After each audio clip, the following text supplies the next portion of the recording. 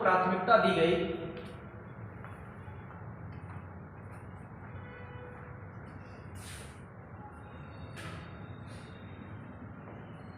जो पांचवी पंचवर्षीय योजना के पहले चल रही थी, पांचवी पंचवर्षीय योजना के पहले चल रही थी,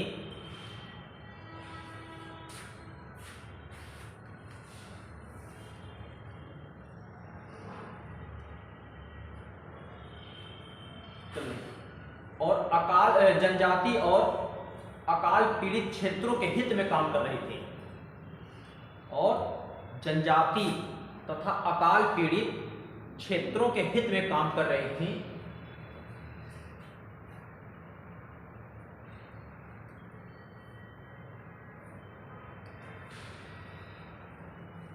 केंद्रीय सहायता या अनुदान देने का प्रावधान किया गया था।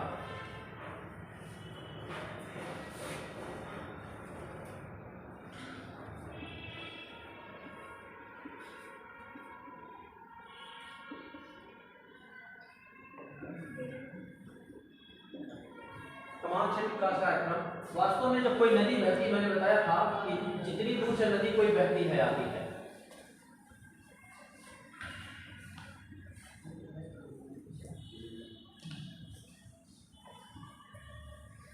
ये नदी की बेसिन कही जाती है, ये नदी बह रही है, ये बेसिन, इसी को कमान क्षेत्र कहा जाता है। कमान क्षेत्र या कैचमेंट एरिया, ये एक नियोजन इकाई होती है, इस क्षेत्र में नियोजन किया जाता है। तो इसको एक यूनिट मान के, जैसे हम जिले को यूनिट मान लेते हैं, ब्लॉक को यूनिट मान लेते हैं, स्टेट को यूनिट मान के नियोजन करते, प्लानिंग करते हैं, वैसे ही नेचुरल रीजन के रूप में एक जो बेसिन होता है, कमांड क्षेत्र होता है, जो बनाया गया था। तो इन क्षेत्रों में उद्देश्य था, इन क्षेत्रों में वृक्षारोपण करना, मृदा का नौका सिंचाई की सुविधाओं का विकास करना, इस क्षेत्र में आने वाले किसानों को सिंचाई का लाभ देना, उनके रासायनिक उर्वरकों का को उपलब्ध कराना, उन्नत बीज उपलब्ध कराना, बहुत सारे कार्यक्रम थे। इंफ्रास्ट्रक्चर डेवलपमेंट करना, सड़क, परिवहन, ये सारी चीज़ें व्यवस्थित करना था कमांड एरिया क्षेत्र में। ये बहुत बड़ा कार्यक्रम था। लेकिन अब ये धीरे धीरे बदलते बदलते वर्तमान में देखें हम कहाँ पहुँच गया है। इसको शुरू किया गया था 1974-75 में, ये कई बार पूछा गया, 1974-75 में शुरू किया गया था कमांड क्षेत्र। 2004 में इसे बदल दिया गया, 2004 में इसका नाम बदल दिया गया, एकीकृत किया गया। 2004 में कमान क्षेत्र विकास एवं जल प्रबंधन, इसका नाम बदल दिया गया कमान क्षेत्र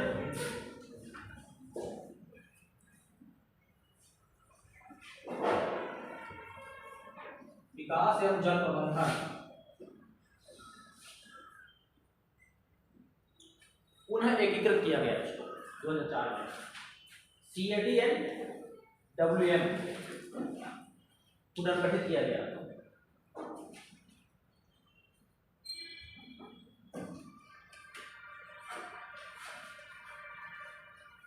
फिर इसे 12वीं योजना में त्वरित सिंचाई लाभ कार्यक्रम के अंतर्गत लाया गया, अमल में लाया गया। इसे 12वीं योजना में त्वरित, आगे लिखा है कहीं, त्वरित सिंचाई लाभ कार्यक्रम के अंतर्गत इसे अमल में लाया गया।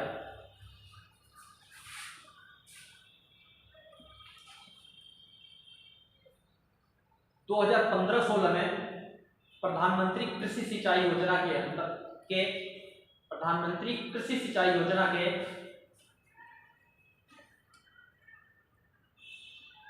उपांश के रूप में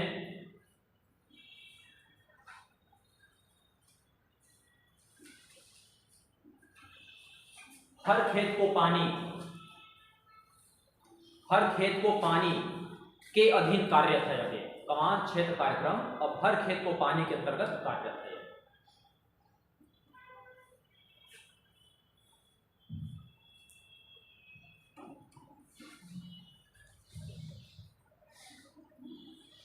ये मूल्य 200-300 CAD थी, कमान एरिया डेवलपमेंट प्रोग्राम CAD करीब 200 से 300 ज्यादा थी, जो तक 4 कुछ थी, लेकिन अब इसे सीमित करके 99 तक कर दिया गया।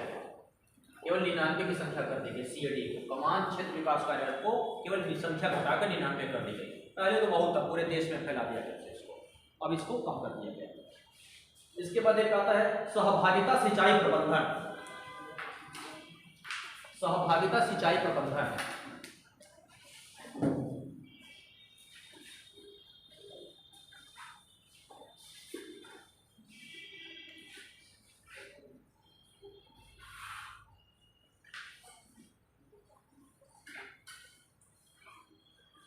इसमें क्या था कि जो राष्ट्रीय जल नीति थी उसमें ध्यान दिया गया कि आम आदमी की भागीदारी को बढ़ाया जाए वाटर कंजर्वेशन में। तो इसके लिए क्या किया गया था कि जल उपभोक्ता जो संघ है,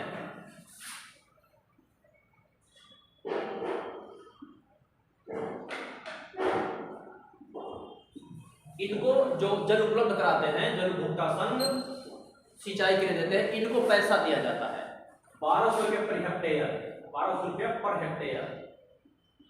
ये देता कौन है? 45 और 10 के अनुपात में। ये केंद्र सरकार देती है, ये राज्य है और ये किसान। यानी कि अब 1 हेक्टेयर सिंचाई करेंगे तो 1200 रुपया जो पानी उपलब्ध कराते हैं, जैसे सिंचाई विभाग है या कोई भी इस तरह के संगठन है, तो उसको भाई उसके फंडिंग भी हो जाती है। और फंडिंग करता कौन है? 45, इसमें से 45% सेंट्रल गवर्नमेंट, 45% स्टेट गवर्नमेंट और 10% किसान को देना पड़ता है। यानी कि किसान की सहभागिता बढ़ाना और उसके ऊपर जिम्मेदारियों को डालना। जब उसके पास पैसा तो जिम्मेदारी उठाएगा। संरक्षण के लिए चलाई की योजना की है, तो थोड़ा सा 4 लाइन में लिख लीजिए इसमें। सहभागिता सिंचाई प्रबंधन राष्ट्रीय जल नीति में, राष्ट्रीय जल नीति में जल संसाधन प्रबंधन में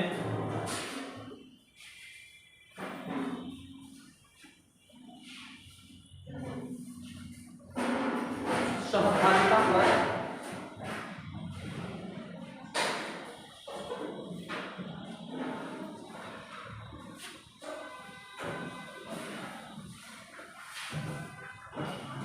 पर बल देती है, बल दिया गया। राष्ट्रीय जल नीति में जल संसाधन प्रबंधन में जन सहभागिता पर बल दिया गया है। सिंचाई व्यवस्था के प्रभावी इस्तेमाल के लिए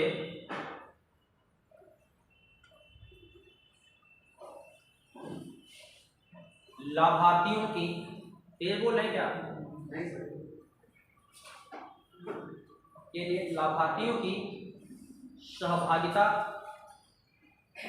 बहुत महत्वपूर्ण होती है।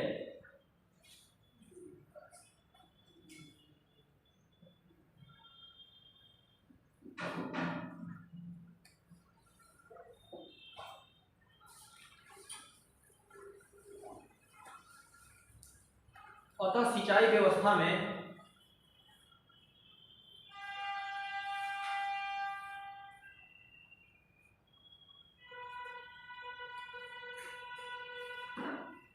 किसानों का सहयोग प्राप्त करने और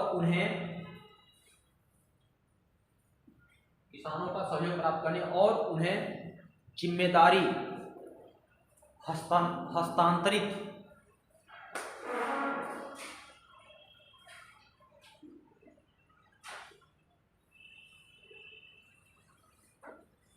करने के लिए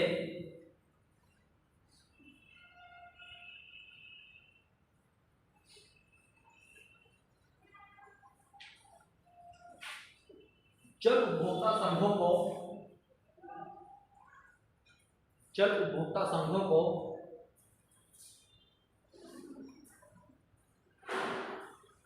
प्रति हेक्टेयर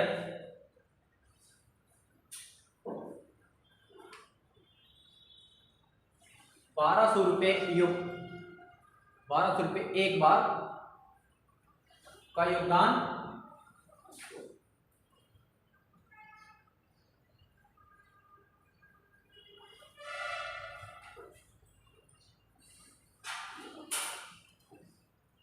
दिया गया। यह भुगतान 45-45-10 के अनुपात में 45-45 10 के अनुपात में क्रमशः केंद्र, राज्य और किसानों द्वारा यह भुगतान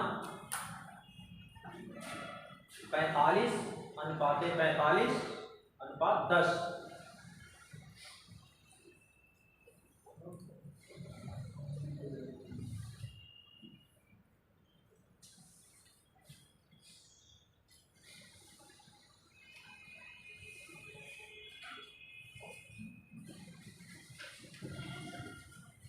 ये दिया गया कुछ ऐसा है। गंगा बाढ़ नियंत्रण आयोग ये बनाया गया था 1972 में। इसका मुख्यालय पटना में है। थोड़ा थोड़ा से लिख लीजिए, वन लाइनर टाइप का। गंगा बाढ़ नियंत्रण आयोग 1972।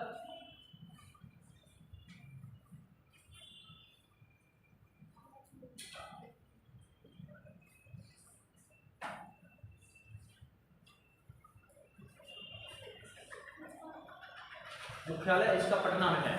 इसमें यह 11 राज्यों से घटी है। गंगा घटी बाढ़ नियंत्रण के 11 राज्यों में और 13 नदियों का, इसमें 23 नदियों का किया गया था। इसमें मैं एक बार बोल दे रहा हूँ, देख लेना कहीं पे, इसका वेबसाइट पे मिल जाएगा। गंगा बाढ़ नियंत्रण में इसमें गोमती, अवधारा समूह, घाघरा, महानंदा, कमला बालन, बूढ़ी गंडक, बागमती, पुनपुन, कोसी, गंडक, अजय, कीवल, धरोहर, दामोदर, मयूराक्षी, यमुना, रामगंगा, टोंस, बलुआ, चंदन, उत्तरायण, हल्दी, रसूलपुर, जलंगी, सोन, टाइडल और ये गंगा नदियाँ थी। ये तमाम नदियाँ थी। इन पर सब बाढ़ नियंत्रण करने के लिए गंगा बाढ़ आयोग जो बनाया गया था। केंद्रीय भूजल बोर्ड,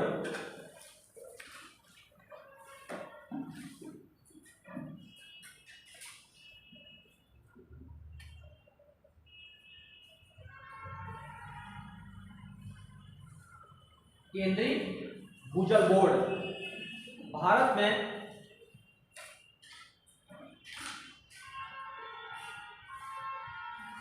उत्तर भारत के जलोढ़ मैदानों में, उत्तर भारत के जलोढ़ मैदान में भूजल की अपार क्षमता है।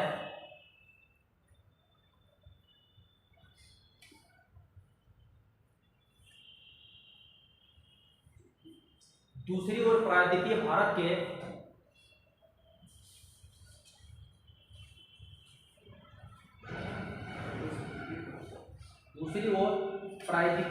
के पथरीले क्षेत्रों में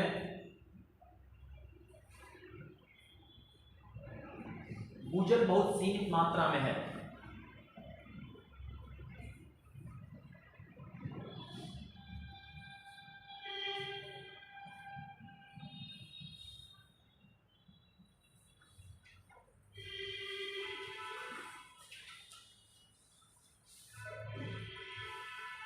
कुछ क्षेत्रों में भूजल का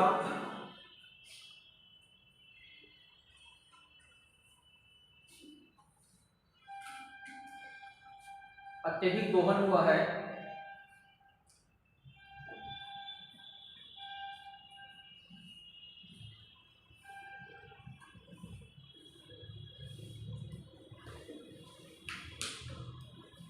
और कुछ क्षेत्रों में कम।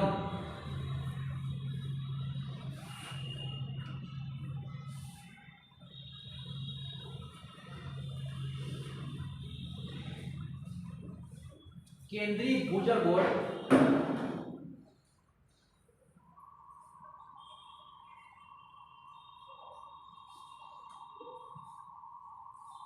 भूजल के विकास संबंधी कार्यों के लिए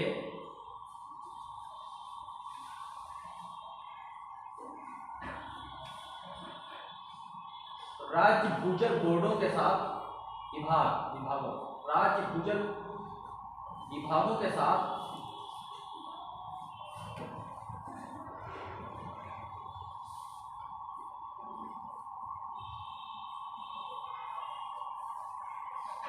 एक निश्चित अवधि के बाद भूजल का आकलन करता है। एक निश्चित अवधि के बाद भूजल का आकलन करता है।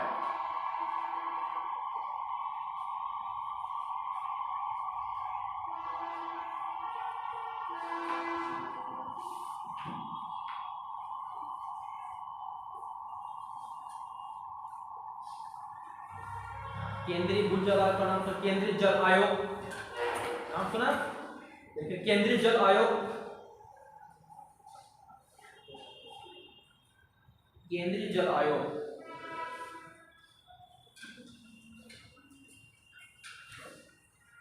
इसका इसके 3 मुख्य कार्य, इसके बहुत बड़ा ब्रॉड कार्य है लेकिन 3 मुख्य कार्य लिख लीजिए। इसका कार्य 3 खंडों में बटा है।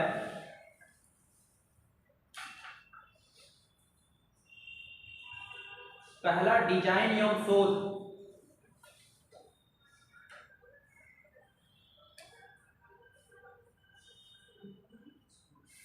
डिजाइन एवं शोध खंड। दूसरा जल प्रबंधन एवं परियोजना, दूसरा जल प्रबंधन एवं परियोजना।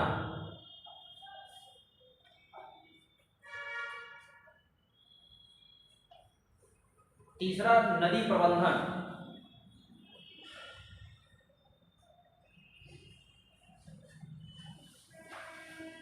केंद्रीय जल आयोग के 13 स्थानीय कार्यालय स्थापित किए गए हैं। 13 केंद्रीय स्थानीय 13 स्थानीय कार्यालय स्थापित किए गए हैं।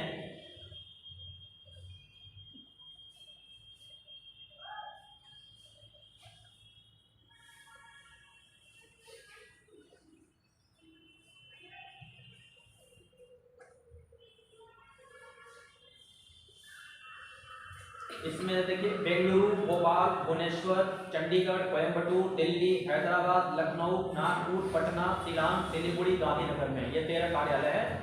और गूगल पे करेंगे तो आ जाएगा, नोट कर लीजिए, अनावश्यक टाइम खराब होगा।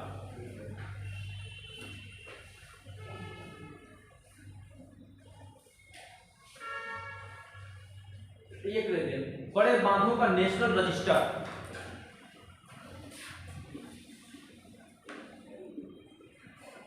बांधों का नेशनल रजिस्टर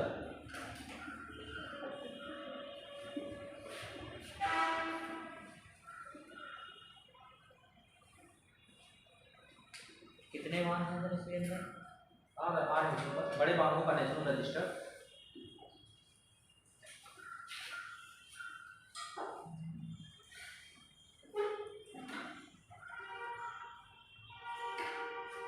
CWC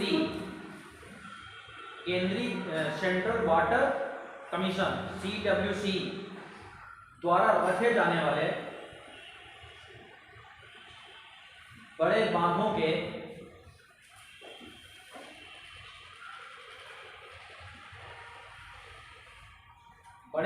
के नेशनल रजिस्टर NRLD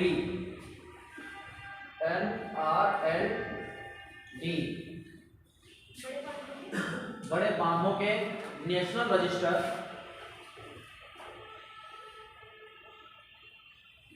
की हालिया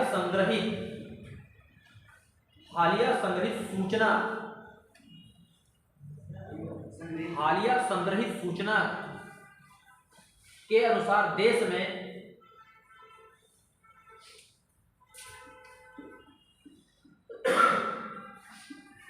कितने 5701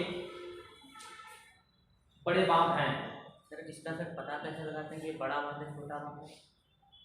इसका क्राइटेरिया है, कितनी एरिया को सिंचाई प्रदान करता है, कितने एरिया को वाटर कितना कलेक्ट होता है, उसमें तमाम क्राइटेरिया होते हैं।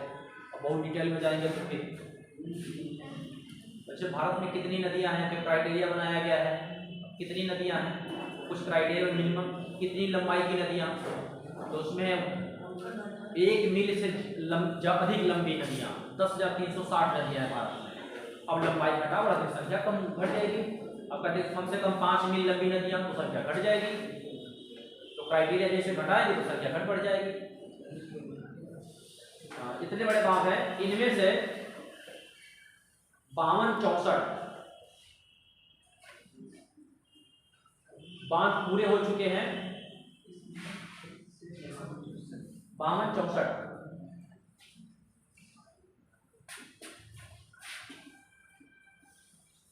पूरे हो चुके, कंप्लीट हो चुके हैं,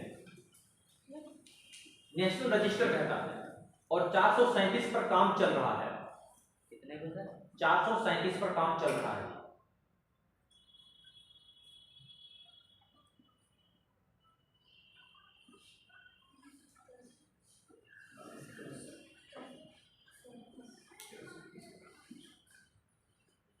काम चल रहा है इस पर, बड़े कामों पे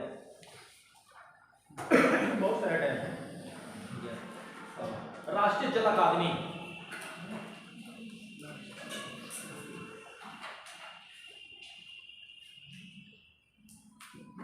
राष्ट्रीय जल अकादमी यह एक प्रशिक्षण संस्थान है, यह एक प्रशिक्षण संस्थान है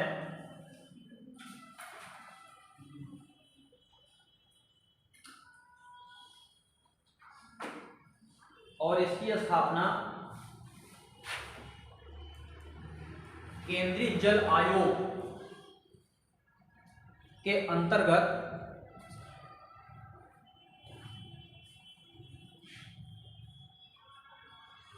खड़कवासला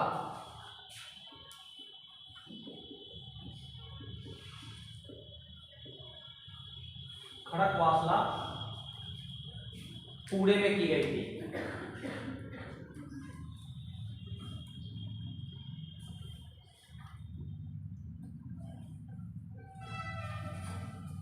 इसका मुख्य कार्य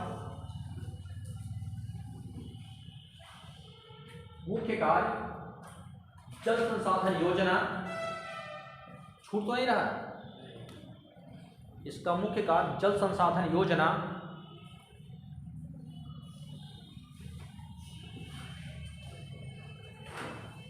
विकास,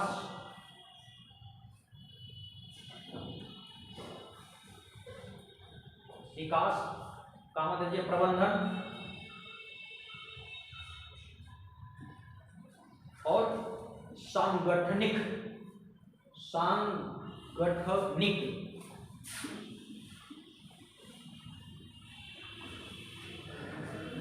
प्रशासन, सांगठनिक सुधार, प्रशासन है सांगठनिक सुधार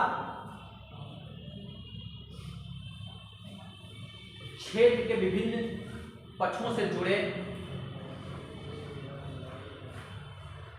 सांगठनिक सुधार क्षेत्र के विभिन्न पक्षों से जुड़े प्रशिक्षण देने का है।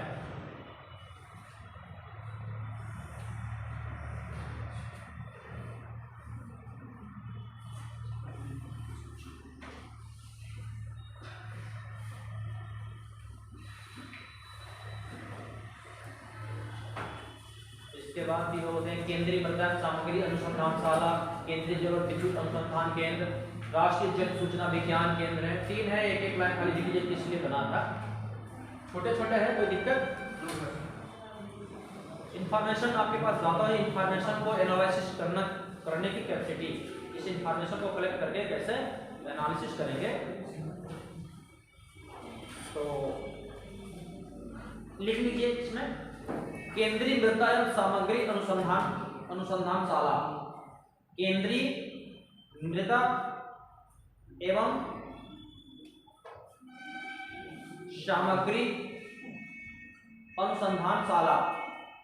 यूपीपीसीएस में तो खाली पूछता है कब बना और कहां पे है, यूपीपीसीएस में।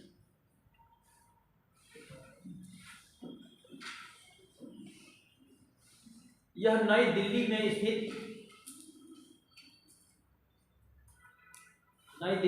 स्थित है।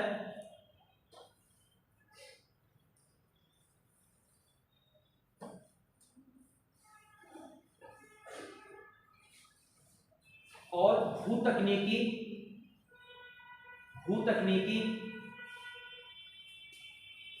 अभियांत्रिकी क्या हुआ, इंजीनियरिंग, भूतकनीकी इंजीनियरिंग या अभियांत्रिकी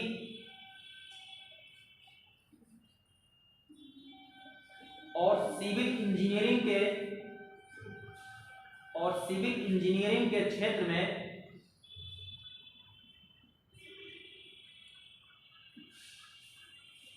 क्षेत्रीय पर्यवेक्षण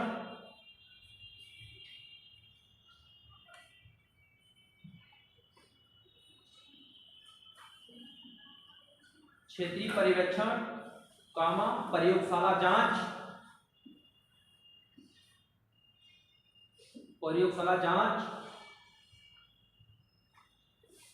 और मूल तथा प्रायोगिक कार्य करने वाला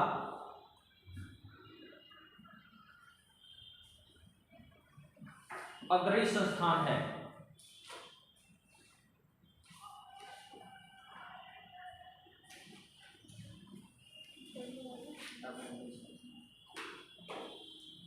विशेषकर नदी घाटी परियोजनाएं जब प्रारंभ की जाती तब, विशेषकर नदी घाटी परियोजनाओं के संदर्भ में। कितने लाइन हो रहे? 2 लाइन हो रहे?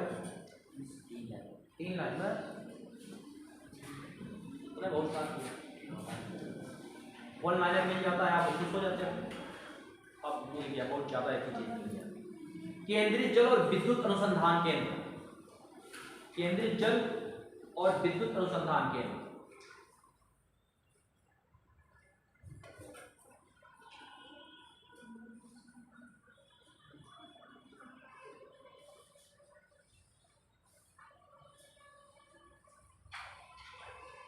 पुणे का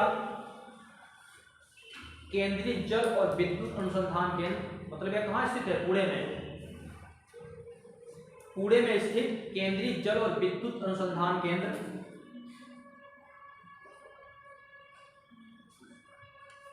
जल और बिजली क्षेत्र में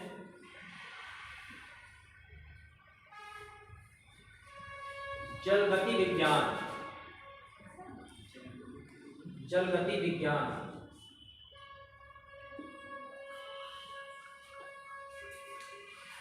और संबंध अनुसंधान के क्षेत्र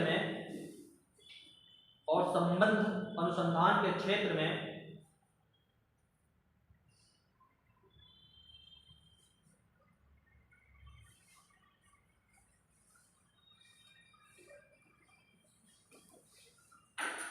एक शीर्ष अनुसंधान और विकास संस्थान है।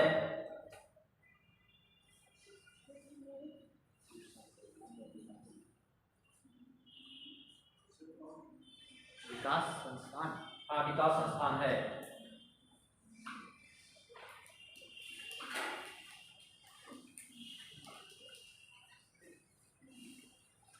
यह बाढ़ नियंत्रण,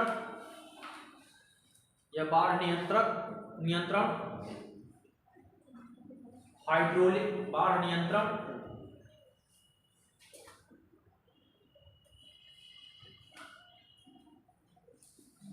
हाइड्रोलिक संरचना,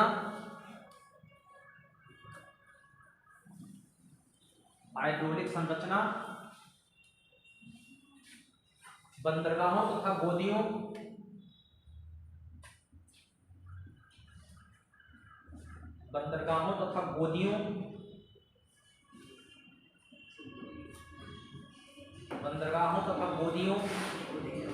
गोदी वाला गोदी नहीं होता है, गोदी होता है गोदी। उसका जो बंदरगाहों के अंदर जो ड्रेनेज किया जाता है पानी के अंदर, गोदी। हाँ, बंदरगाह होता है और गोदी होता है। तो सूखा वाला क्षेत्र होता है, उस पर बहुत ज़्यादा जब जहाज से आते हैं तो बहुत सारे गोदाम बने होते हैं माल उतारने के लिए। अब वहाँ पे जहाँ पे बंदरगाह के लिए एक प्रॉपर जगह होती है, हर जगह बंदरगाह नहीं बन सकता। और यहाँ से इसे जमीन है तो ये जमीन की अपनी ठोस होनी चाहिए। यहाँ पर जहाज किनारे तक पहुँच जाए, गहराई ऐसी होनी चाहिए कि आपका जहाज यहाँ से पहुँच जाए। और यहाँ पर ठोस जमीन होनी चाहिए ताकि बहुत सारे गोदाम वगैरह बनाए जा सके। इसको गोदी कहा जाता है। इसकी गहराई होती है मिनिमम 10 मीटर तक होनी चाहिए, नहीं तो जहाज किनारे तक नहीं पहुँचा। अगर पानी इस तरह से छिछला है तो ये जहाज फंस के रुक जाएगा, और पानी यहाँ तक भरा हुआ है, जहाज यहाँ पहुँच के रुक जाएगा। ऐसा तो पानी कैसे जाएगा? तो बंदरगाह ऐसी जगह है जहाँ पे किनारे तक बिल्कुल खड़ा ढाल हो और थोड़ा सा सुरक्षित हो लहरों से, और किनारे पर ठोस चट्टाने हो जहाँ पे गोदाम बना सके, माल को उतार सके, चढ़ा सके, वहाँ पे वाहन आ जा सके, तमाम सारी व्यवस्था तो वहाँ बंदरगाह जाए। भारत में बंदरगाह की उतनी की जगह नहीं है, मात्र 12-13 बड़े बंदरगाह हैं भारत में, बंदरगाह 13। वो बंदरगाह अच्छी होनी चाहिए। केवल सिंगापुर बंदरगाहों से उसकी लगभग 75% इनकम बंदरगाह से होती है। सिंगापुर बंदरगाह है जहाँ जाते हैं मलक्का जलडमरू से, यहाँ से ये मलक्का जलडमरू से आते हैं, तो यहाँ पे एंट्री पोर्ट है, केवल माल को उतारते और चढ़ाते हैं। इससे इसको इतनी राजस्व मिलता है, उसकी आधे से ज़्यादा इनकम उसकी मिस्र की होती है उससे, स्वेज नहर से। ये बड़े बड़े बहुत बड़े रिसोर्स हैं, वाटर रिसोर्स आप पढ़ रहे हो, जल संसाधन। तो बंदरगाह क्या होता है, एक तरह से रिसोर्स होता है, इतनी इनकम होती है। कहाँ पे है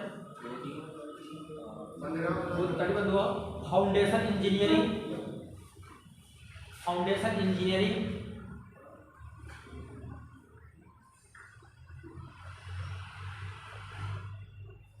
निर्माण सामग्री,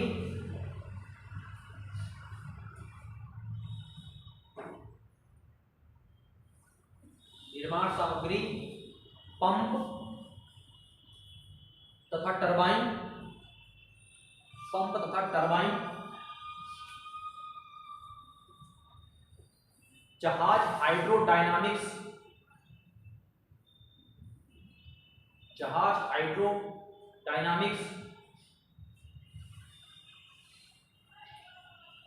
पुलों के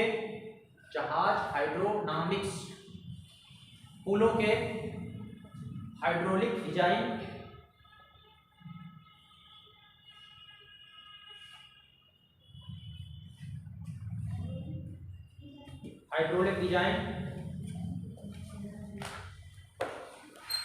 पृथ्वी विज्ञान,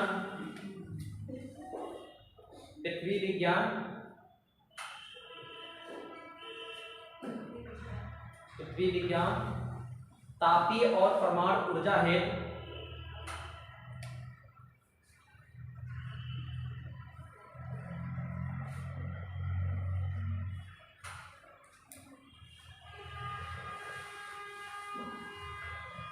कूलिंग वाटर आदि तैयार करता है।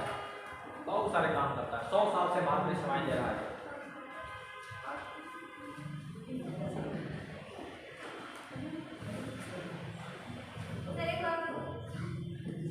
तापीय और परमाणु ऊर्जा हेतु कूलिंग वाटर आदि तैयार करता है। कूलिंग वाटर, पृथ्वी विज्ञान तापीय और परमाणु ऊर्जा हेतु कूलिंग वाटर। परमाणु ऊर्जा में कूलिंग वाटर लगता है, कौन सा, हैवी वाटर, ये सभी बनाता है। राष्ट्रीय जल सूचना विज्ञान केंद्र, खाली एक लाइन लिख पाएंगे, राष्ट्रीय जल सूचना विज्ञान केंद्र,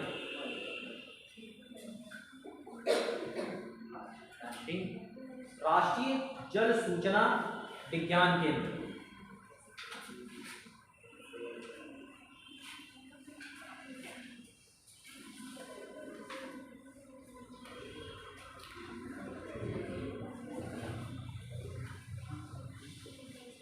सब नए नए बने अभी, इसलिए इनको पढ़ना बहुत जरूरी है। ये कब बना था? ये इसकी स्थापना 2018 में मोदी जी आए, तब से सब बदल दिए इन्होंने नाम, इसलिए आपका जीएस का थोड़ा सा बढ़ गया, जीएस इन्होंने बढ़ा दिया बहुत। एक आध राइटर होते हैं, वो भी किताबें लिख के जीएस बढ़ाते रहते हैं, 4-6 किताबें लिख के जीएस बढ़ता रहता है। कि मोदी जी ने सबके नाम बदल दिए सब करके, और कई चीज़ों को बदल के बड़े जीएस बढ़ा दिए आप लोगों के, सरकार बदली जीएस आपके बढ़ जाए। हाँ लिखिए, ये इसकी स्थापना 2018 में जल शक्ति मंत्रालय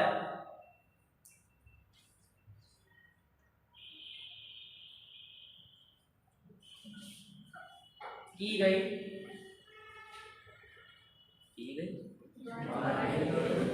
2018 में की गई, अब तो की जा चुकी है ना, की गई जल शक्ति मंत्रालय के अंतर्गत 2018 में जल शक्ति मंत्रालय के अंतर्गत की गई।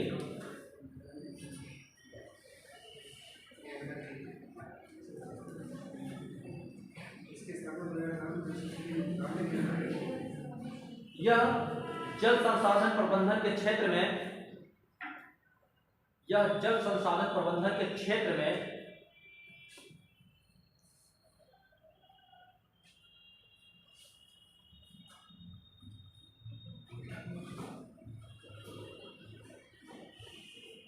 जल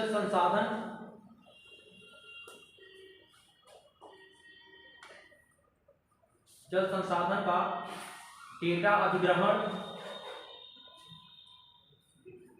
डेटा कलेक्ट करती है, डेटा अधिग्रहण, संयोजन और प्रबंधन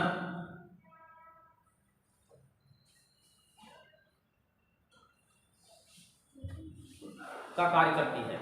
इसका नाम ये राष्ट्रीय जल सूचना विज्ञान के। तो जल शक्ति मंत्रालय को ये निर्णय लेना होता है, तो इससे आंकड़े मांगती है कि भाई आंकड़े बताइए क्या है जल संसाधन की स्थिति।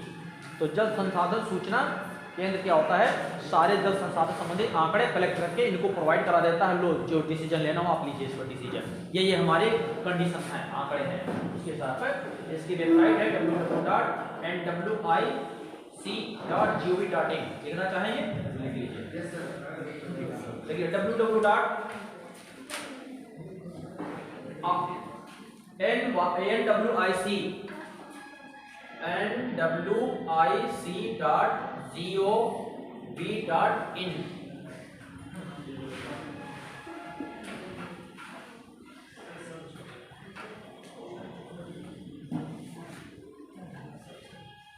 इसके बाद से बहुत सारे बोर्ड बने हैं, है नहीं काम की चीज़ ज़्यादा। आइए हम लोग पढ़ते हैं मानसून। आप लोग बोर भी हो गए पढ़ के, करेंगे क्या? ये जब आ जाता है एग्जाम में, आप जब जो पढ़ते हैं साधारण चीज़ है, ये जब आता है बहुत कठिन लगता है, कहते बहुत कठिन है, कुछ कठिन नहीं।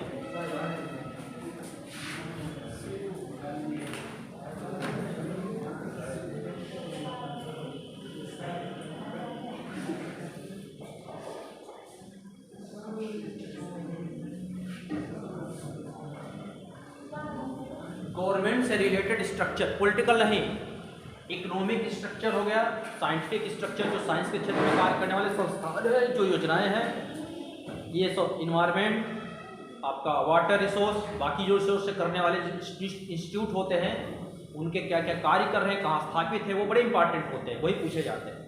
आपको उन्हीं में काम करना है जाके, जब सिलेक्शन होगा उन्हीं में बैठ कर काम करेंगे, उन्हीं को इम्प्लीमेंट करेंगे, लागू करेंगे। हो सकता है इसी में पहुँच जाए, आपको डाटा कलेक्ट करना पड़ जाए।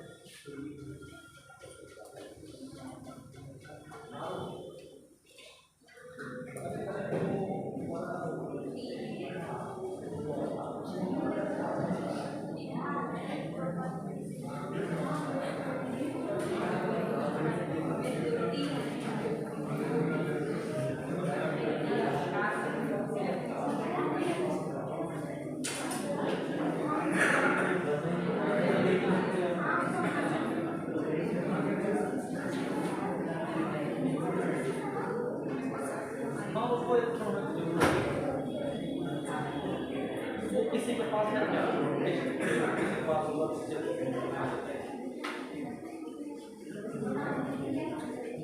ठीक है।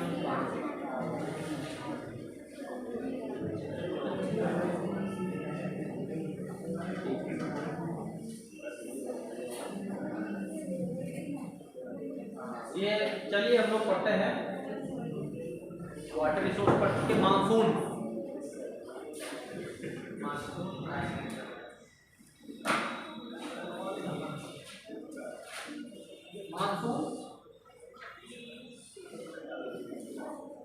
मान गया तो ठीक है, नहीं तो सब सून छूट गया।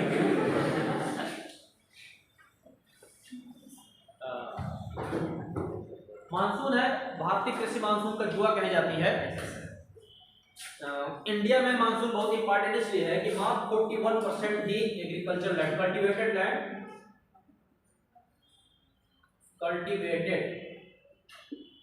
लैंड जितना है, कृषि योग्य भूमि जितने भी खेती बाड़ी हो, उसका 41% ही सिंचित है, इरिगेटेड है। बाकी से 42 शायद हो गया, इसमें 42.5 ऐसे कुछ है, ये इतना है। बाकी लगभग 57-58% अभी भी मानसून के सहारे है। अगर केवल सिंचाई की सुविधा भारत में बढ़ा दी जाए तो जितना भी एग्रीकल्चर खाद्यान्नों का उत्पादन हो रहा है जस्ट दुगुना हो जाएगा। 100% अगर उपलब्ध करा दिया जाए, केवल सिंचाई की सुविधा कर जाए तो भारत में सिंचाई बहुत इंपॉर्टेंट है। आपने सिंचाई के इतने प्रोग्राम पढ़े गवर्नमेंट के और सब इसी की कवायद है। भारत में अनिश्चित मानसून बहुत अनिश्चित है, कभी समय से पहले आ जाता है, समय से पहले जाता है, कभी ज़्यादा होता है, कभी होता है। इसके बावजूद भी अगर देश में 41% जो पूरी तरह से कृषि पर निर्भर है, मात्र 41% सिंचित भूमि हो, बाकी शेष मानसून के सहारे है, तो इसका मतलब ये अच्छी बात नहीं है। और उसी को दूर करने के लिए इतनी सिंचाई योजनाएं आपने पढ़ी, तमाम पढ़ी सिंचाई, बड़ी सिंचाई योजना, प्रधानमंत्री सिंचाई योजना, पता नहीं क्या क्या आपने पढ़ा कि नहीं पढ़ा। अब इसको समझें कि मानसून है क्या, कैसे फंक्शन, इसकी क्रियाविधि क्या है, मैकेनिज्म क्या है मानसून का, इसका क्या प्रभाव पड़ता है। इसका प्रभाव यह पड़ता है कि एक बार जब अंग्रेजों ने भारत में रेलवे ट्रैक बिछा रहे थे, तो कब भारत में बिछाया गया था रेलवे ट्रैक? पहली 1853 में बिछाया गया था। फिर 1900 से लेके करीब भारत आजाद होने तक करीब 50,000 किलोमीटर, 52,000 किलोमीटर इन्होंने रेलवे ट्रैक बिछा दिया था। अभी इस समय कितना, लगभग 65,000 किलोमीटर है। अगले 70 सालों में हम लोगों ने 15,000 रेलवे ट्रैक बिछाए। अंग्रेजों ने 52,000 किलोमीटर तक ट्रैक बिछा दिए थे रेलवे ट्रैक, लेकिन इसमें पूंजी सब इंग्लैंड की लगी थी, देश की पूंजी लगी हुई थी। उसी समय दादा भाई नौरोजी ने कहा था कि हमें चाहिए सिंचाई, इन्होंने हमें रेलवे ट्रैक दे दिया, हमारे किसी काम का नहीं है, अकाल पड़ रहा है, लोग मर जाते थे। दादा भाई नौरोजी ने इस चीज का विरोध किया था, कहा था हमें सिंचाई की जरूरत है, सिंचाई सुविधाओं का, नहर का।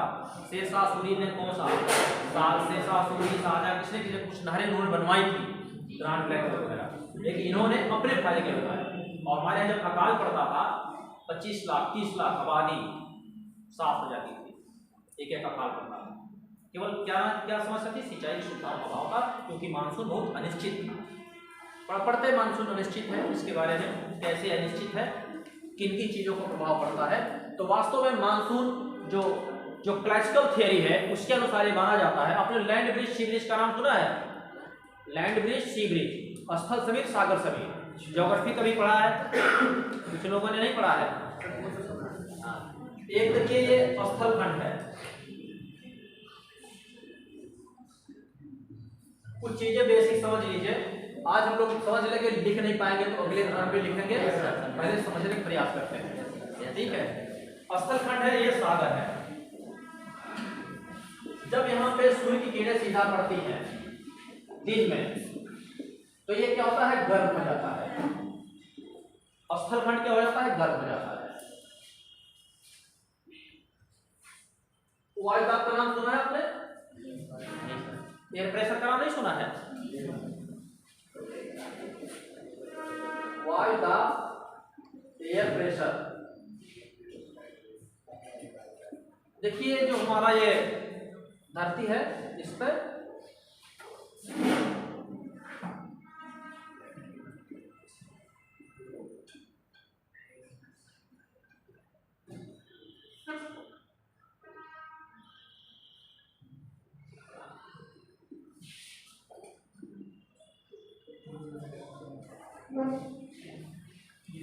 वायुमंडल की परतें हैं ऊपर से नीचे तक, इन एयर कॉलम इसको कहते हैं। एयर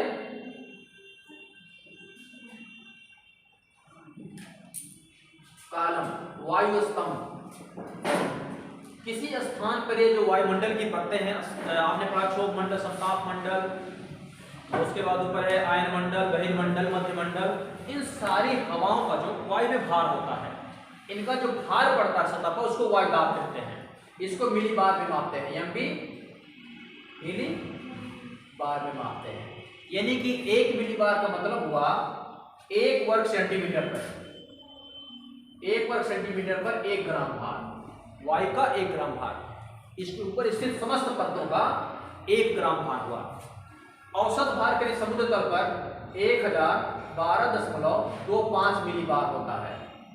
यानी कि 1 वर्ग सेंटीमीटर पर लगभग 1 किलोग्राम। 1 वर्ग सेंटीमीटर आपको लूडो को पासा जो फेंकते नहीं, खेलते हैं लूडो वाला छोटा सा होता है, वो 1 वर्ग सेंटीमीटर होता है। उतनी लंबाई चौड़ाई पर पूरे वायुमंडल का 1 किलोग्राम भार होता है। हमारे सिर का आयतन निकाल लेंगे तो करीब 125 किलो वायु भार होता है। 125 किलो हम लोग भार वायुमंडल का अपने ऊपर लादे रहते हैं। हमारे सिर पर ऊपर हमारे वजन वायुमंडल का 125 किलो के नियर अबाउट हमेशा लेके हम लोग चलते हैं भार, लेकिन हमें महसूस नहीं होता है क्योंकि हमारा ब्लड प्रेशर है, हमारे ब्लड प्रेशर ऊपर के वायुदाब में संतुलन होता है। थोड़ा सा हमारा ब्लड प्रेशर ज़्यादा होता है तभी हमारा ब्लड संचार होता है। पहाड़ों पर जब जाते हैं तो वायुदाब, और ये वायुदाब नीचे से ऊपर जाने को बड़ी तेजी से घटता है।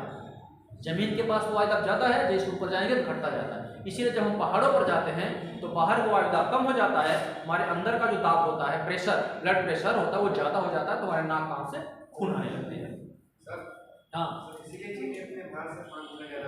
क्या चीज? चीनी कौन कहता 5 गुना ज़्यादा? हमारे यहाँ का एक पट्टा चला गया, जाट चला जाएगा हरियाणा का तो कितने को मार गिरा देगा। चीटी, चीनी की बात है, मैं चीनी समझ रहा था, चीटी चीटी कहाँ से आ गई? तो ये वायुदाब होता है, हम एक समझाने मतलब कि वायुदाब होता है। अब ये वायुदाब कम ज्यादा होता है, हर जगह धरती पर बराबर नहीं है, कहीं पर कम है कहीं पर ज्यादा है। वायुदाब और तापमान में उल्टा संबंध होता है, यानी कि ये तापमान बढ़ेगा तो ये घटेगा, तो वायुदाब होता है ये मिलीबार। तो ये अंतर होता रहता है, कहीं 950 मिलीबार हो गया, 950 है मिलीबार तापमान, और कहीं पर 1000 ये मिलीबार है। ये वायुदाब में जो अंतर होता है, इस अंतर को दूर करने के लिए हवा इधर से इधर को चलेगी। वायु और पवन में क्या अंतर है कोई बताएगा? जब वायु गतिशील होती है तब पवन कहते हैं उसे, विंड। हवा, बयार, जो आप कहते हैं साइकिल में क्या भरते हैं, हवा भरते हैं, तो क्या करते? कहते भैया हवा डाल दो, ठीक है तो इसमें बयार डाल दो, पवन डाल दो।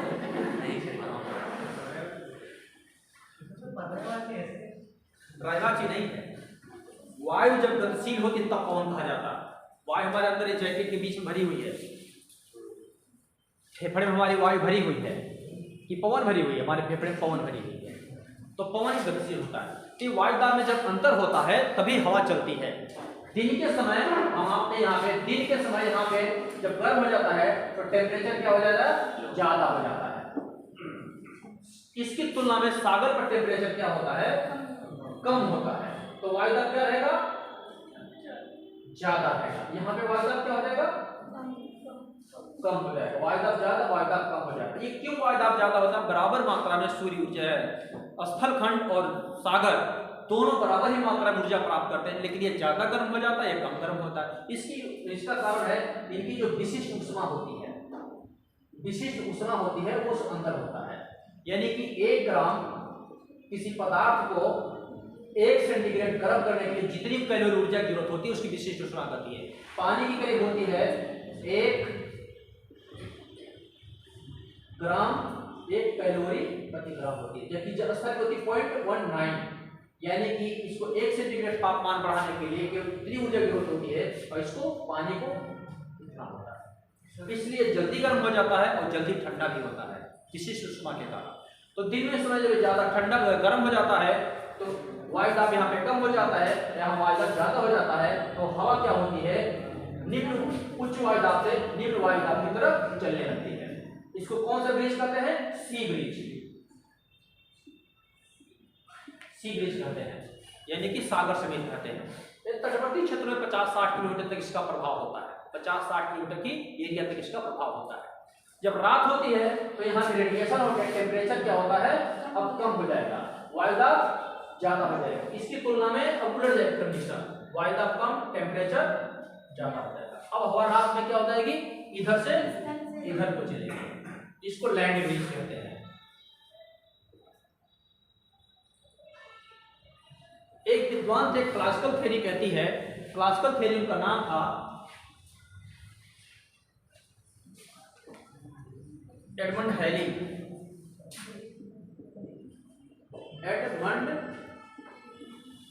हेली, इन्होंने बताया कि मानसून, जो भारत का मानसून, एशिया का मानसून है, वो लैंड ब्रिज और सी ब्रिज का विस्तारित रूप है। यानी कि जब बहुत बड़ा विस्तार हो जाता है लैंड ब्रिज सी ब्रिज का, ये उसी का विस्तारित रूप है। इन्होंने बताया ग्रीष्म ऋतु में एशिया, ये देखिए यहाँ पे बैकांश भी है और ये मध्य भारतीय एशिया के ऊपर, ग्रीष्म ऋतु में एक निम्न वायुदाब का क्षेत्र स्थापित हो जाता है। तो जब वायुदाब का क्षेत्र स्थापित हो जाता है और वायुदाब की पेटियां जो होती हैं, ये जब उत्तर की तरफ खिसकती हैं, तो क्या होता है कि ये जो सागर चल रहे पवन होते हैं, इस पर इनका विस्तार हो जाता है और ये दक्षिण में सागर से आने वाली स्थिति होती है पवन, तो उसमें नमी बहुत ज्यादा होती है इससे, और रास्ते में जब पर्वत पड़ते हैं तो पर्वतों के अवरोध के कारण ऊपर उठ के वर्षा करती है। शीत ऋतु में उलट स्थिति हो जाती है, यहाँ पे उच्च वायुदाब स्थापित हो जाता है और सागर पर निम्न वायुदाब, फिर पवन इधर से इधर को चले रहती है, इसको उत्तरी पूर्वी मानसून कहा। ये बड़ी क्लासिकल थ्योरी है, ये पुराना सिद्धांत है, इसको कोई मान्यता प्राप्त नहीं है। दो चार लोगों ने उस जमाने में समर्थन दिया और 1600 कुछ में दिया था इन्होंने सिद्धांत के, उस समय बहुत सारे रिसर्च नहीं हुए थे। उसके बाद आते हैं विद्वान आते हैं फ्लोन, एडमंड हेनरी, उसका नाम होता है फ्लोन। इन्होंने एक सिद्धांत, एक गत्यात्मक सिद्धांत, एक गत्यात्मक सिद्धांत दिया था फ्लोन ने। इन्होंने ये बताया था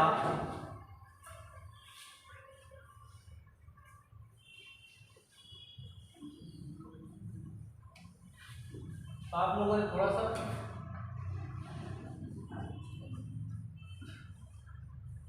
वायुदाब की पेटियां होती हैं, ये भूमध्य रेखा है आपकी, ये उच्च वायुदाब की पेटी है, ये निम्न वायुदाब की पेटी है, ये फिर उच्च वायुदाब की पेटी है।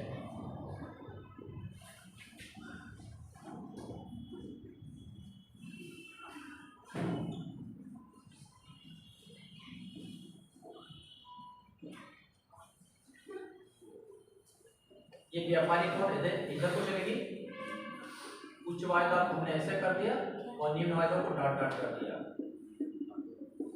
लो प्रेशर, हाई प्रेशर, ये व्यापारिक कोण है।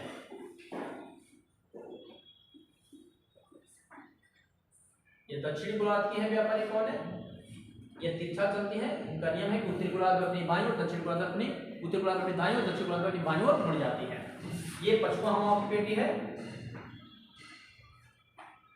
ये लो प्रेशर है, ऊपर से लो प्रेशर, ये पछुआ हवाएं की पेटी है, ये ध्रुवीय पूर्वाई चलती है।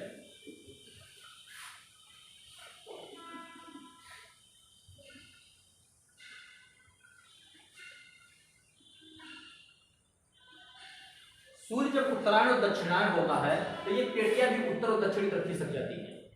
इसको कहते हैं डोल्ड्रम, डोल्ड्रम होता है। व्यापारिक कोण जब यहाँ आती सीमा पर, तो यहाँ के बाद यहाँ तक नहीं पहुंच पाती, ईश्वर रेखा तक ये नहीं पहुंच पाती, यहीं से ये ऊपर उठ जाती है ऐसे। ये हाथी हवा तो ये यहाँ से ऊपर उठ जाती है और यहाँ पे जाकर उतरती है, फिर यहाँ से इधर चलती है, फिर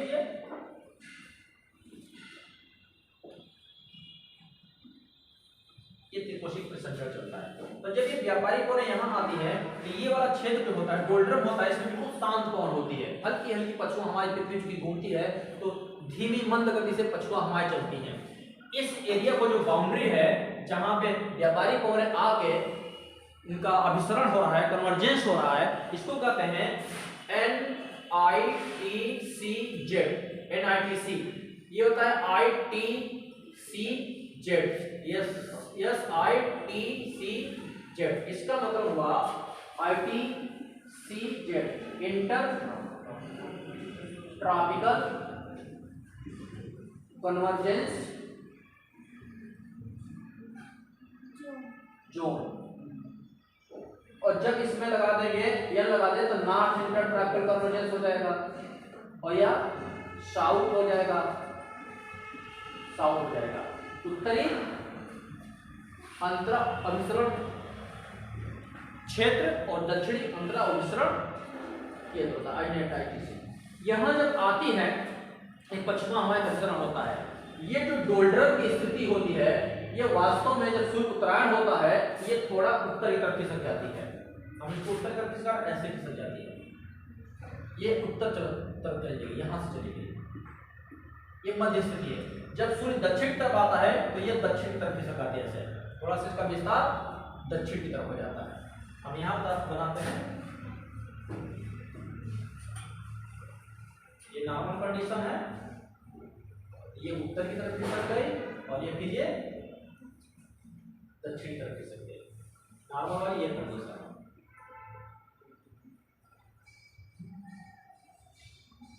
उत्तर दक्षिण की शक्ति रहती है। क्लोन का गत्यात्मक सिद्धांत यही बताता है कि जब उत्तरायण, सूर्य का उत्तरायण होता है, ये भारत पर जब टेम्परेचर ज्यादा बढ़ता है तो दक्षिण की ये वायुदाब पेटियां उत्तर की तरफ खिसकती हैं, या यहाँ पे निम्न वायुदाब बन जाता है भारत के ऊपर। ये निम्न वायुदाब का पेटी जो होती है भारत के ऊपर स्थापित हो जाती है।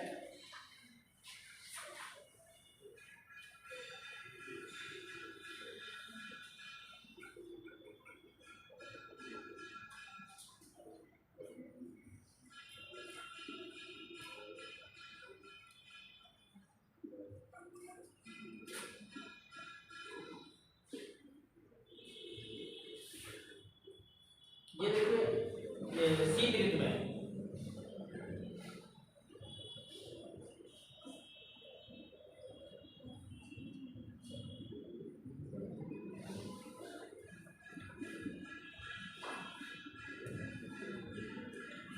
शीत ऋतु में यहाँ पे है, जब दक्षिण गोलार्ध की पवन यहाँ पे क्या होता है, उच्च वायुदाब है, हाई प्रेशर है, यहाँ पे लो प्रेशर है, लेकिन यहाँ के बाद हाई प्रेशर है, यहाँ पे सब हाई प्रेशर है।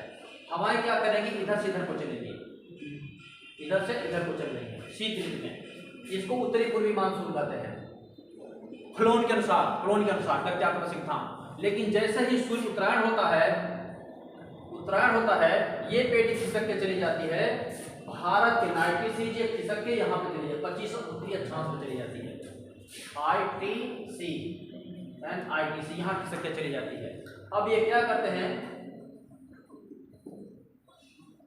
ये जो हवाओं की दिशा होती है, ये जो दक्षिणी ध्रुव की गोलार्ध की व्यापारिक कोने हैं, ये जाएंगी और विषुवत रेखा को पार कर जाती हैं। विषुवत रेखा को पार करने के बाद ये इधर को घूम जाती है, क्योंकि जैसे उत्तरी गोलार्ध में जाएंगी अपने दाहिने तरफ मुड़ जाती हैं। तो दक्षिणी गोलार्ध की व्यापारिक कोने जो यहाँ तक चल रही थी, यहाँ तक, अब ये इधर को चलने लगती है।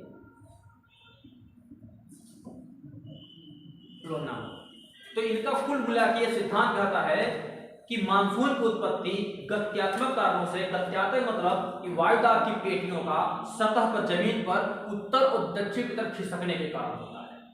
वायुदाब की पेटियां उत्तर और दक्षिण खिसकती हैं जब सूर्य उत्तरायण और दक्षिणायन होता है, क्योंकि जब सूर्य उत्तरायण होगा तो ये सारी पेटियां उत्तर की तरफ खिसक जाएंगी, ITCZ उत्तर की तरफ खिसक जाएगा, क्योंकि ITCZ लो एयर प्रेशर का बेल्ट होता है, लो एयर प्रेशर बेल्ट होता है। तो चूंकि ये ITC के क्षेत्र में आ गया, बीच में पूरा भारत ITC के क्षेत्र में आ गया और यहाँ पे निम्न वायुदाब का क्षेत्र बन गया। दक्षिणी गोलार्ध की व्यापारिक पवनें जाएंगी और चूंकि समुद्र से आने के कारण इसमें मॉइस्चर और नमी होता है, फिर भारत में जाती हैं, पर्वतों से टकरा के ऊपर उठती हैं और वर्षा करती हैं। ये क्लोन का गत्यात्मक सिद्धांत के अंदर है। लेकिन उसके बाद करीब 50 साल तक, 50 वर्ष तक लगातार रिसर्च होते रहे। ये सिद्धांत, इस बात पर इसकी आलोचना की जाती है कि तब अगर वायुदाब की पेटियां नियमित रूप से उत्तर खिसकती हैं और दक्षिण खिसकती हैं, लेकिन भारत की मानसून में नियमितता नहीं होती है। ये कभी 15 दिन पहले आता है, कभी पहले चला जाता है, कभी बाद में आता है, लेकिन वायुदाब की पेटियों में खिसकाव होता है वो नियमित होता है। भारत के ऊपर जो निम्न वायुदाब और उच्च वायुदाब का जो प्रेशर होता है वो भी नियमित होता है, लेकिन मानसून के आगमन और प्रत्यागमन में नियमितता क्यों नहीं होती है, इस पर आलोचना किया गया। फिर इस पर रिसर्च किए गए बहुत सारा। एक 1972 में अभियान चला गया, उसको दिया गया मोनेक्स, मानसून एक्सपेडिशन। इसमें 4 रूस के जहाज थे, 2 भारत के। रूस के जहाज थे, इन जहाजों से मिलकर इन्होंने देखा गया, तो इन्होंने पूरा इसके बारे में रिसर्च किया और लगभग 50 सालों तक, 1950 से लेके 2008 तक 50 साल तक इस पे रिसर्च होते रहे। तो ये रिसर्च में ये निकल के आया, कंप्यूटर मॉडल से डेटा, ऊपरी वायुमंडल पे रिसर्च हुआ अब भारत की मानसून की उत्पत्ति केवल धरातली सतह पर पवन संचार प्रणाली का प्रभाव नहीं है, बल्कि ऊपरी वायुमंडल में भी पवन संचार प्रणाली और धरातल पर दोनों के प्रभाव।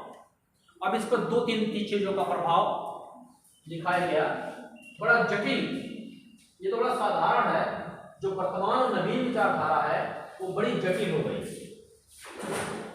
अब मानसून की उत्पत्ति पर जेट स्ट्रीम, तिब्बत का पठार और ये धरातली वाला ITCZ वगैरह जो है,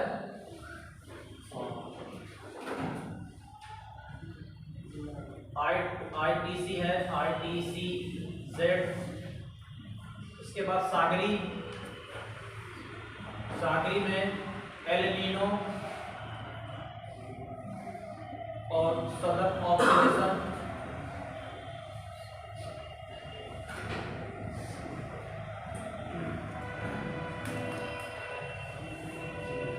दक्षिणी दोलन, एल नीनो, इतनी चीजों का प्रभाव, सम्मिलित प्रभाव पड़ता है।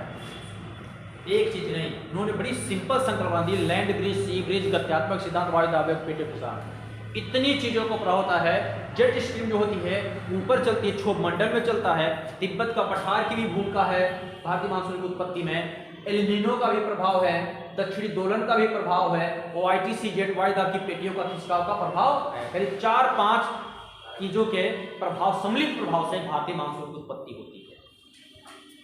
इसको थोड़ा सा हम देखेंगे, एक एक चीज को समझने का प्रयास करते हैं। जेट स्ट्रीम क्या होती है? वास्तव में जेट स्ट्रीम, शुरू करें? आज हम समझने का प्रयास करते हैं। नहीं लिखा है तो कल लिखें, टाइम है कि नहीं है? अभी है। क्या चीज? अरे सर लिखवाइएगा, लिखेंगे तो समझ नहीं पाएंगे, पहले समझने का प्रयास कर लेते हैं।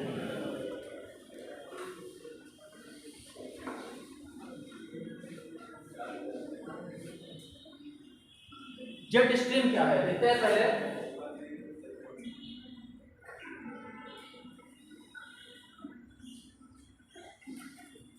ये जेट स्ट्रीम ऐसे चलती है, ऐसे सर्पिलाकार होती है ऊपरी वायुमंडल, क्षोभ मंडल में, जमीन से ये 12-13 किलोमीटर ऊंचाई पर चलती है, किलोमीटर की ऊंचाई पर ऐसे सर्पिलाकार पहुंच जाती है, इसको जेट स्ट्रीम कहते हैं। इसकी खोज सेकेंड वर्ल्ड वॉर के बाद हुई थी, वर्ल्ड वॉर के बाद हुई थी।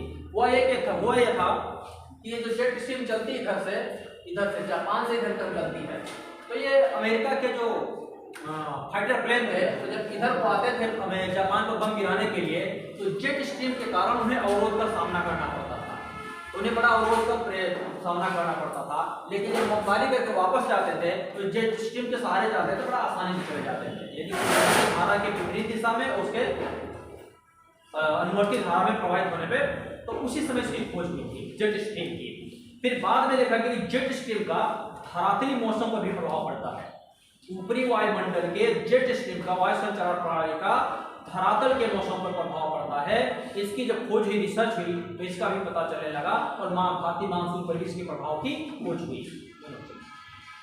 तो हुआ एक था, जब ये चलती है तो जेट स्ट्रीम, ये भी एक और बात है कि जाड़े में और गर्मी में ये जेट स्ट्रीम ऊपरी वायुमंडल में, ध्यान दीजिए 12 किलोमीटर ऊंचाई पर चल रही है, 9 से 12 किलोमीटर की ऊंचाई पर। जाड़े में थोड़ा सा नीचे आ जाती है, गर्मी में ऊपर हो जाती है, और ये उत्तर खिसक जाती है ध्रुवों की तरफ, और फिर इधर विषुवत रेखा की तरफ खिसक जाती है। जाड़े में किधर खिसक जाएगी?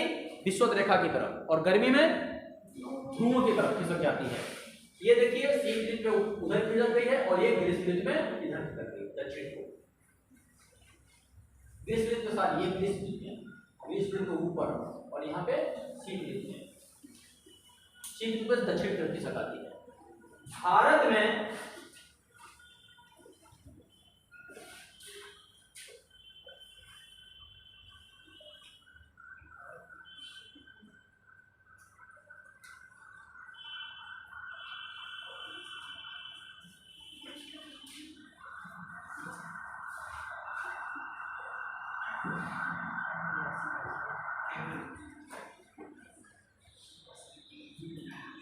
में जब आती है शीत ऋतु में, ये शीत ऋतु की कंडीशन है। जेट स्ट्रीम का क्या प्रभाव पड़ता है देखते हैं। जब भारत में शीत ऋतु में आती है जेट स्ट्रीम तो देखिए ऊंचाई पर होती है, तो आते ऊंचाई पर तो ये ऐसे आती है,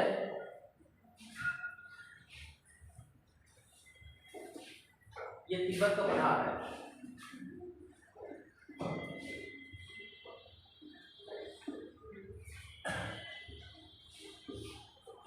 इस तिब्बत के पठार के कारण ऐसे इसका एक कर्वेचर बनता है और दक्षिण हिमालय की तरफ आती रहती है। एक शाखा इसकी उत्तर की तरफ रहती है। इनका बाइफर्केशन हो जाता है, दो भागों में विभाजित होती है। कौन सी कंडीशन शीत ऋतु में, जब शीत ऋतु में जेट स्ट्रीम क्या होती है, तिब्बत के पठार हिमालय के कारण दो भागों में विभाजित हो जाती है। यहाँ पे देखिए कर्वेचर बना हुआ है ऊपरी वायुमंडल में। एक बात ध्यान दीजिए, चक्रवात बनता है जब जमीन पर लो प्रेशर बनता है, लो प्रेशर बनता है तो इससे क्या बनेगा, एक चक्रवात बनेगा ऐसे। लेकिन इसके ठीक ऊपरी वायुमंडल में,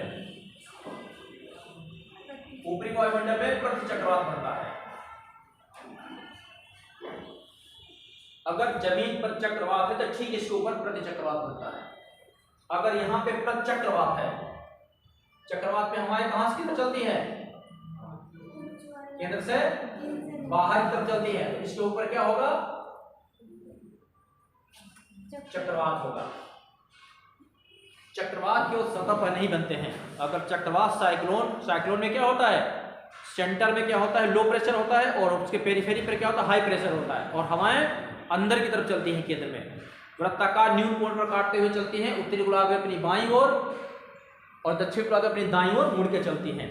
लेकिन ठीक सतह के ऊपर अगर यहाँ पे चक्रवात है तो ठीक इसके ऊपर प्रति चक्रवात होगा। इसको ध्यान दीजिए, हवा यहाँ से, यहाँ पे हवा लो प्रेशर है, हवा ऊपर उठ रही है और यहाँ पे बाहर निकल रही है।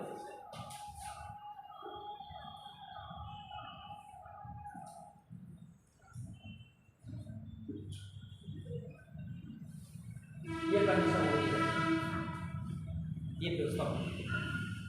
अगर सतह पर लो प्रेशर है यहाँ पे तो ठीक इसके ऊपर नीचे हाई प्रेशर होगा, उच्च वायुदाब होगा, यानी कि जमीन पर चक्रवात है, इसके ऊपर प्रति चक्रवात बन जाएगा। यहाँ पे ऊपरी वायुमंडल में क्योंकि ये हवा है तो ये एक ऐसे चक्रवात बन जाता है। इसे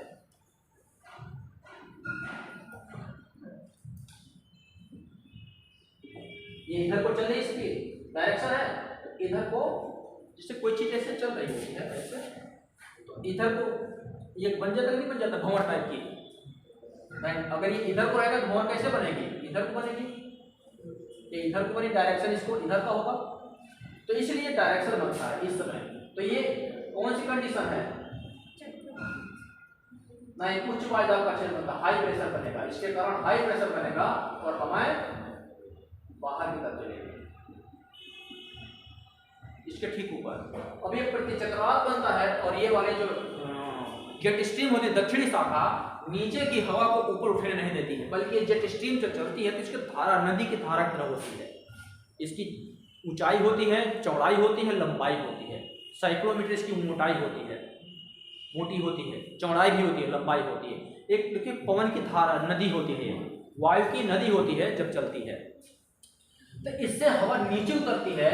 और शीत ऋतु में नीचे भी धरातल पर क्या होता है, जमीन पर भी क्या होता है, ठंडा होता है, टेम्परेचर कम होता है, एयर प्रेशर क्या होगा, वो भी ज्यादा होगा, और ऊपर से भी एयर प्रेशर उतर रहा है। अब हवाएं इधर से इधर को चलती है। इसी समय चूंकि उत्तरायण के कारण जब जेट स्ट्रीम ऊपरी वायुमंडल में विषुवत रेखा की तरफ खिसक आई, जमीन पर की वायुदाब पेटियां भी दक्षिणी तरफ खिसक जाती हैं। देखिए दो काम एक साथ हो रहे हैं, दोनों में कार्य कारण का संबंध है। ऊपरी वायुमंडल में जेट स्ट्रीम भूमध्य रेखा की ओर आ रही है तो जमीन पर वायुदाब की पेटियां भी दक्षिण की तरफ खिसक जा रही हैं। ITCZ है वो क्या होता है, खिसक के इसके दक्षिण में चली जाती है। जो ITCZ होती है इसी समय ITCZ भारत के दक्षिण में रहती है, वो यहाँ पे रहती है दक्षिण ITCZ, और इधर से हवाएं चलती है। इसको कहते हैं उत्तरी पूर्वी मानसून, उत्तरी पूर्वी मानसून कहा जाता है। ये हवाएं इधर चलने लगती है। एक कहावत है कि आपको मई जून में सबसे ज्यादा टेम्परेचर कब होता है भारत में? मई जून में होता है, लेकिन मई जून में वर्षा नहीं होती है। अगर हेनली का और फ्लोन का सिद्धांत अगर सही है तो सबसे ज्यादा गर्मी 40-45 सेंटीग्रेड टेम्परेचर मई में होता है, जून में होता है, लेकिन उस समय वर्षा भारत में मानसून का आगमन नहीं होता, 15 जून के बाद होता है। जब सूर्य उत्तरायण होता है तो जमीन पर वायुदाब की पेटियां उत्तर की तरफ खिसकती हैं और ऊपरी वायुमंडल में जेट स्ट्रीम भी उत्तर की तरफ खिसकती है।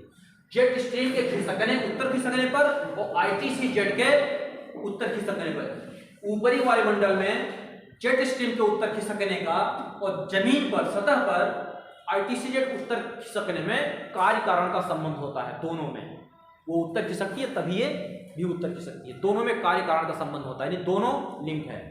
जेट स्ट्रीम का प्रभाव धरातल के मौसम पर पड़ता है, ये रिसर्च में बताया गया था, और दोनों में कार्य कारण का संबंध है। करीब 6 से 10 जून तक, 6 से 10 जून के बीच में ये खिसक के उत्तर चली जाती है, ये दक्षिण की शाखा अब विलुप्त हो जाती है। अब एक और मानचित्र बनाने जा रहे हैं।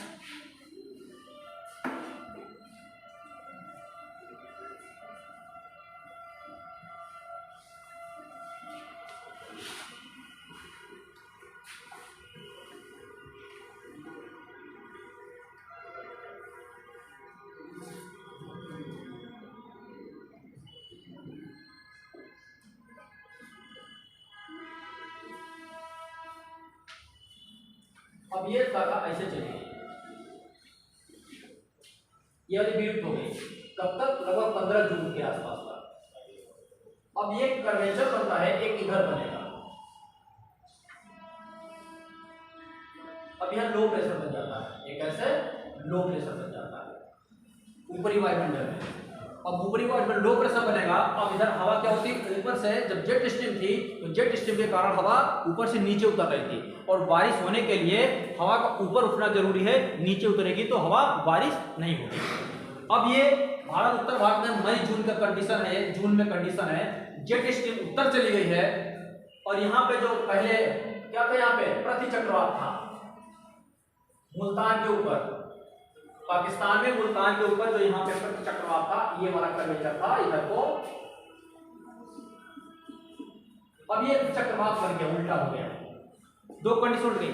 यहाँ पे मुल्तान के ऊपर जो कर्वेचर इसका था, टेढ़ापन था, ये उत्तर की तरफ हो गया था, पहले इसका टेढ़ापन क्या था, दक्षिण की तरफ था, इस टाइप में इसका कर्वेचर या टेढ़ापन था, जो मोड़ था इधर था, तो यह प्रति चक्रवात बना था। जब इसका कर्वेचर उत्तर की तरफ हुआ तो वहां पे अब चक्रवात बन गया, दक्षिण की शाखा विलुप्त हो गई, आईटी सेट जो जमीन पर थी ये भी उत्तर की तरफ खिसक गई।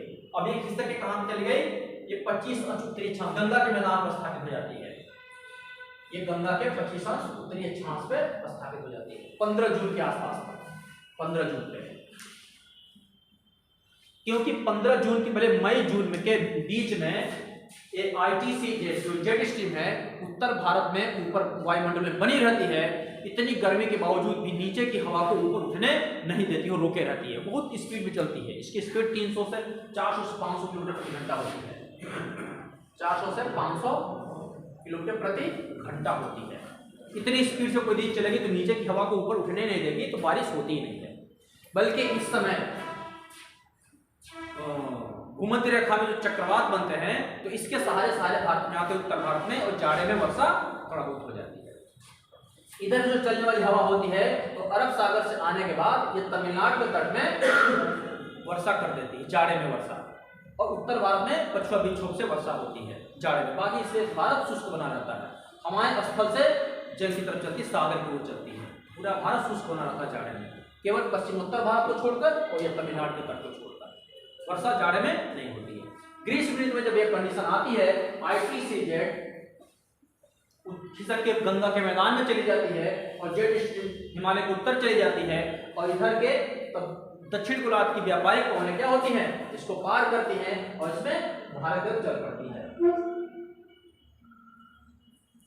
और दक्षिण पश्चिम मानसून आगमन हो जाता है जमीन पर, सतह पर। ये सागर से आने के कारण ये मानसून हवाएं क्या होती हैं, बिल्कुल नमी से लदी होती हैं, और रास्ते में इनके पड़ती अवरोध पड़ता है, फिर ये वर्षा। ये तो जेट स्ट्रीम का काम था।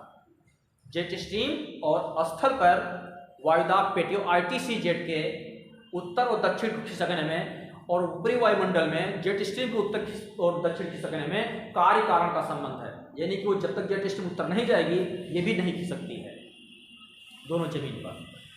तो करीब 5 दशक बाद रिसर्च करने के बाद ये समझ में आया कि भारतीय मानसून केवल धरातली पवन प्रणाली से वायु संचार से प्रभावित नहीं होता, बल्कि ऊपरी वायुमंडल में भी पवन संचार का प्रभाव पड़ता है इस पर। यहां तक क्लियर है? समझ में आया? जेट स्ट्रीम नहीं समझ में आया? झंक नहीं आया, बहुत जटिल है मानसून।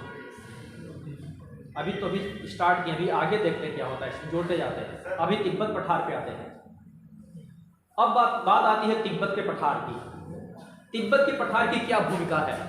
तिब्बत का पठार वास्तव में, जब तिब्बत का पठार था, भारतीय मौसम विज्ञान के डायरेक्टर थे P Koteswaram, doctor P Koteswaram. इन्होंने 1958 में ये बात कह दी थी कि भारतीय मानसून की उत्पत्ति में तिब्बत पठार की भूमिका है। ये स्विच का काम करता है। तिब्बत का पठार भारतीय मानसून की उत्पत्ति में स्विच का काम करता है। अपने एक रिसर्च पेपर में इन्होंने सेमिनार था उसमें बात कही थी। मोनेक्स में जब वही रूस के भारतीय वैज्ञानिक है 1975-72 है, तब उन्होंने इस बात की पुष्टि कर दी। खुद जाकर जो रिसर्च किया था उन्होंने, भारतीय मौसम विज्ञान के निदेशक थे पी कोटेश्वरम ने ये बात कही थी। तिब्बत पठार की क्या भूमिका हो सकती है? वास्तव में तिब्बत पठार करीब 300 से लेकर 500 किलोमीटर चौड़ा है और 1000 किलोमीटर तक लंबा है यहाँ से लेकर। इसका क्षेत्रफल है और जमीन से ये 5 किलोमीटर ऊपर है। कितना ऊपर है? 5 किलोमीटर। वायुमंडल में जब ये इतनी ऊंचाई पर है तो सूर्य की किरणें यहाँ पे आती हैं, तो चूंकि वो वायुमंडल है, वायुमंडल को पार करना पड़ता है, तो यहाँ पे ऊर्जा की मात्रा कम हो जाती है। लेकिन तिब्बत के पठार पे 2 से 3% ऊर्जा सेंटीग्रेड टेम्परेचर अधिक प्राप्त होता है, क्योंकि ऊंचाई पर जाने पर वायुमंडल क्लियर होता है, उसमें डस्ट, मॉइस्चर, ये सब चीजें नहीं कम होती हैं। जब हम जमीन पर आते हैं तो जितना ही वायुमंडल की मोटाई बढ़ती जाती है तो सूर्य से आने वाला जो विकिरण होता है उसका क्षय होने लगता है, कम होने लगता है। वायुमंडल जितना मोटा पार करना पड़ता है उसका क्षय होता है। क्षय में क्या होता है? प्रकीर्णन होता है, परावर्तन होता है, डिफ्यूजन होता है। तिब्बत का वृक्ष की 5 किलोमीटर ऊंचा है, तो ये 5 किलोमीटर की जो मोटाई है और सबसे सघन वायुमंडल नीचे है, इसलिए तिब्बत का पठार 2 से 3 सेंटीग्रेड अधिक टेम्परेचर प्राप्त कर, इसका टेम्परेचर बढ़ जाता है ग्रीष्म ऋतु में आसपास के क्षेत्रों से। जब आसपास के क्षेत्रों से इसका टेम्परेचर ज्यादा बढ़ जाता है तो यहाँ पे बन जाता है निम्न वायुदाब सतह पे, और ये ऊपर उठता है हवा ऐसे।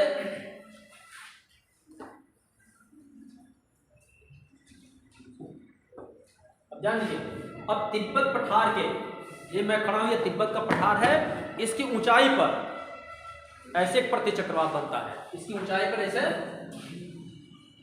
एक चक्रवात बनता है। इसकी एक शाखा ऐसे चक्रवात, एक शाखा उत्तर चल, एक शाखा दक्षिण तरफ चली जाती है, ऐसे बनता है। तिब्बत का पठार है।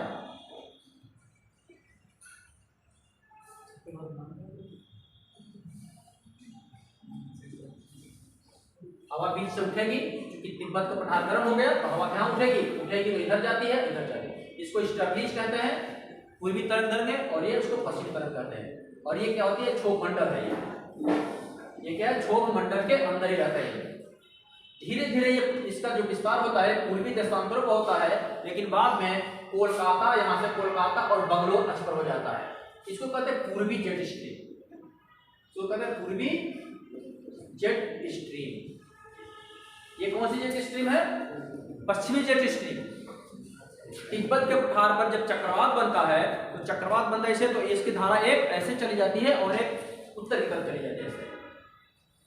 ये ऐसा देखिए घड़ा बनाया मैंने, इसको ऐसे बनाया। तो तिब्बत के पठार पर ये बनता है तो ये जेट स्ट्रीम होता है 3 किलोमीटर ऊंचाई पर बंगाल के कलकत्ता और बंगलुरु के अक्ष पर। ये ऊपर वायुमंडल के आती है और इधर जो ये था उतर गई थी हवा, यहाँ से चली गई थी तो पूरा भारत को पार करके हिंद महासागर के ऊपर आके उतरती है, उसका अवतलन होता है और फिर यहाँ से गर्म होके प्रेशर को, एयर प्रेशर को बढ़ा देती है। दक्षिण भारत में हिंद महासागर में जो प्रेशर, हाई प्रेशर, और ये ऊपर ऊपर आती है और यहाँ उतरती है, उतरने के बाद यहाँ पे हाई प्रेशर को और बढ़ा देती है, तो भारतीय मानसून को उत्तर की तरफ ये धक्का देती है और प्रेशर बढ़ाती है। पूर्वी जेट स्ट्रीम का काम है ये 3 किलोमीटर की ऊंचाई पर चलती है, तिब्बत के पठार से आती है। तो तिब्बत के कोटेश्वर ने इसको कहा भारतीय मानसून का स्विच कहा, इसको दबा देने पर ये तो तिब्बत के पठार का रोल था भारतीय मानसून को। ये वास्तव में प्रभावित करने वाले कारक हैं।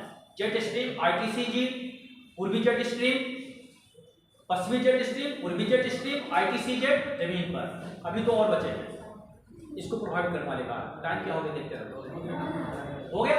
Yes sir. अभी तो हमने एल नीनो का भी क्या प्रभाव पड़ता है और दक्षिणी दोलन का क्या प्रभाव था भारतीय मानसून पर, बहुत जटिल भारतीय मानसून